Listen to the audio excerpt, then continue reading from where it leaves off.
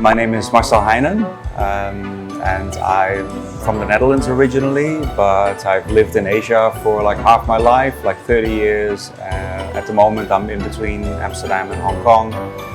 I lived in Hong Kong for 10 years in total over 2 periods. And I'm a photographer, graphic designer, and I did a whole series on the shop cats of Hong Kong. Well, I was super interested in Asia anyway. My job took me to Singapore first, and then later I had a posting in Hong Kong. Then I moved to Singapore for a while, and I moved back to Hong Kong in 2015 when I was doing more photography in a way, yeah. I was kind of living around here. That was my first studio apartment was in Sheung Wan, closer actually to the Sai Ying Pun MTR that had just opened. So I noticed that Hong Kong was kind of expanding and Sai Ying Pun was gentrifying. And I would often sit at this coffee place, which was the first coffee place in the area. And then I would sit there, have my coffee, and then I saw the cats here. And I thought, that's cute, I like cats. And I took a couple of photos on my iPhone. Then I saw a few more, then I took a few more photos, and then quite quickly the idea of doing a whole book on this was born. So I spent most of 2016 taking my camera around and taking lots of photos of shop cats, and then end of 2016 the book was published.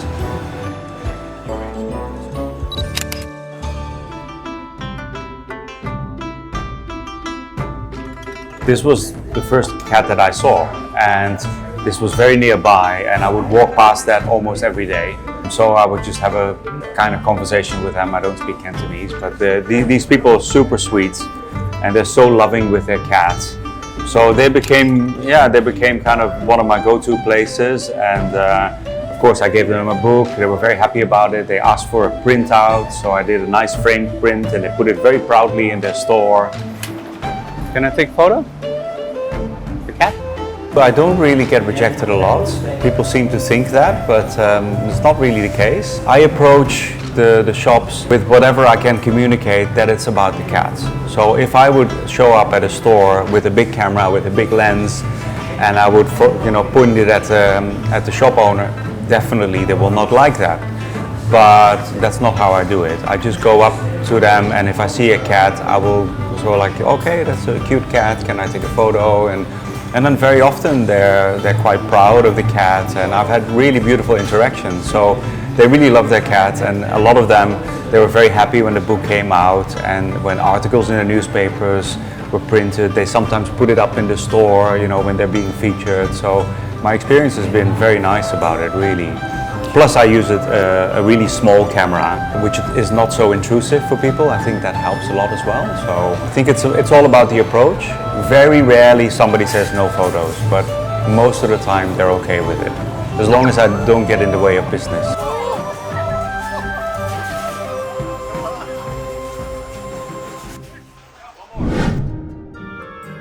His name is Fei Jai, and he's a really beautiful cat. In my book, I called him the Godfather because it felt like he was ruling the neighborhood. He would sometimes sit on the corner, and then when other cats would come, like he would chase them away, but to people he was super nice. And a lot of people knew him around here. He would sit on a box and people would come and pat him. He was like a famous cat of the neighborhood.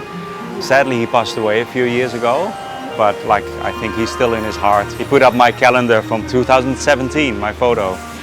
I can't communicate with him, but he's always super friendly.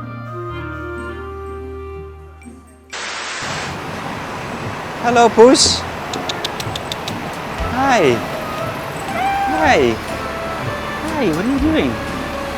With cats, I think to earn their trust, if you lower yourself, they'll often come over, and then you put your fist out, they will come and do a marking, so that happens. But sometimes if I want to take a good photo, I don't actually want them to come over, because then I can't take a photo anymore. I prefer if they stay where they are, and then I go and pet them later. And maybe I use a bit of a sound, like I scratch this and then they will look up. So if there's a sound that they don't recognize, or I take my keys out and I kind of wrestle with them a little bit. One of the most memorable stories also resulted, I think, in the best photos of the series. This was in Samshuepo, and I was just walking around there looking for cats, obviously, and there was this whole stack of black cable ties which they used for the bamboo scaffolding, so it's a very Hong Kong thing. And there was a brown cat sleeping on top of that stack. But I usually don't photograph sleeping cats because I don't find it so interesting visually. So if something like that happens, I'll just wait around. So I was waiting around with my camera ready until the cat would maybe wake up and sit up. And while I was there, this black cat comes from the back of the store, jumps on top of the cable ties, completely matching the color of the fur, the color of the eyes. And it sat there and it looked at me as if it just posed for me, and I just kind of took a shot knowing like, wow, this is awesome, this background, this matching kind of color. So that was like magical when that happened.